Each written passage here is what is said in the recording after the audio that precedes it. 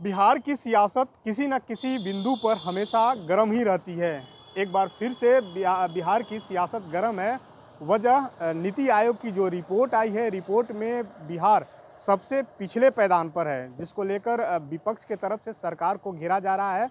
तो अब सरकार के तरफ से भी विशेष राज्य के मांग जदयू की तरफ से शुरू हो गई है। हमारे साथ बात करने के लिए मृत्युंजय तिवारी हैं, राजद प्रवक्ता। विशेष राज्य का मुद्दा एक बार फिर से गर्म हो गया जदयू की तरफ से। ये विशेष राज्य का मुद्दा ठंडा किसने किया था? जेडीयू ने किया था। और अब गर्म करने का टाइमिंग क्या है? जब नीति आयोग ने दिखा दिया 16 वर्षों में बिहार फिसड्डी साबित हुआ है। बिहार में कोई विकास अगर कह रहा है किए हैं तो वो झूठ का पुलिंदा है। अंतिम पायदान पर बिहार खड़ा है देश में। तो अब जब हकीकत समझ में आ गई तो अब फिर बहाना बना रहे हैं कि लोगों को ये लगे कि विशेष राज्य का दर्जा नहीं है इसलिए फिसड्डी है। अभी ज्ञान आया, ये तो पहले से ना आप गए थे आदरणीय नीतीश कुमार जी कि जो विशेष राज्य का दर्जा देगा हम उसके साथ जाएंगे, डबल इंजन होगा, विकास होगा। कुछ नहीं मिला, कुछ नहीं हुआ।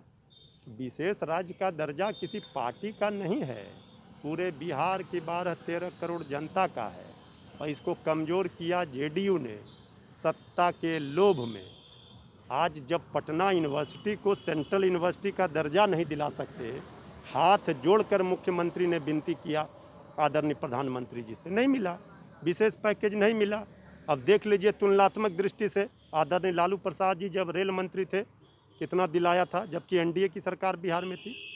तो बिहार के विकास की बात अगर सचमुच में जेडीयू को चिंता है, बिहारियों का हित चाहते हैं बिहार का, तो कुर्सी का मोह छोड़िए, कुर्सी त्यागिए।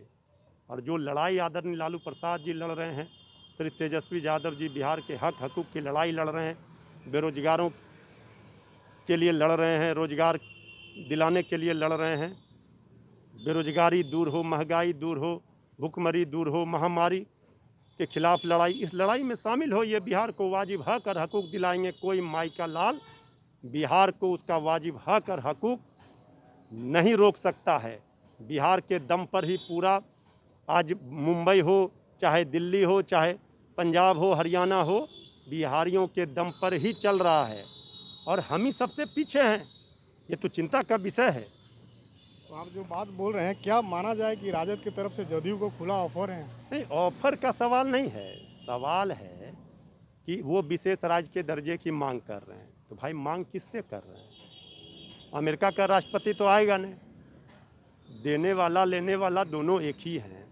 तो ये आईवास क्यों कर रहे हैं? अगर सचमुच में आपके अंदर है कि बिहार को वाजिब हक नहीं मिल रहा है, भेदभाव हो रहा है बिहार के साथ, तो कुर्सी का मोह त्यागिए, लड़ाई में साथ आइए। किसके नेतृत्व में लड़ाई फिर होगी? ये सब विषय अभी है ही नहीं, फिर विवादों में। अभी जिनको बिहार का हित चाहिए, जो सोच रहे हैं बिहारियों को हक हकूक़ दिलाने की बात कर रहे हैं, बिहार के साथ नाइंसाफ़ी हुई है, इस बात का एहसास है, तो जो लड़ाई नेता प्रतिपक्ष तेजस्वी यादव जी लड़ रहे हैं, आदरणीय लालू प्रसाद जी लड़ रहे हैं, उस लड़ाई में जो साथ आए। जदयू की तरफ से एक विधायक का कहना है कि जो पीएम मटेरियल है कि नीतीश कुमार है। अरे ये सब खाली नूरा कुश्ती कर रहा है, कोई कुछ बोल रहे हैं, कोई कुछ बोल रहे हैं, आपस में सब सिर फुटबॉल कर रहे हैं। लड़ाई कहाँ है? महामारी के खिलाफ नहीं लड़ेंगे, बेरोजगारी के खिलाफ नहीं लड़ेंगे, महंगाई भुखमरी के खिलाफ नहीं लड़ेंगे। तो लड़ाई जहाँ है वहाँ नहीं लड़ रहे हैं, सत्ता में बैठ के मलाई भी खा रहे हैं और सिर फुटबॉल कर रहे हैं आपस में।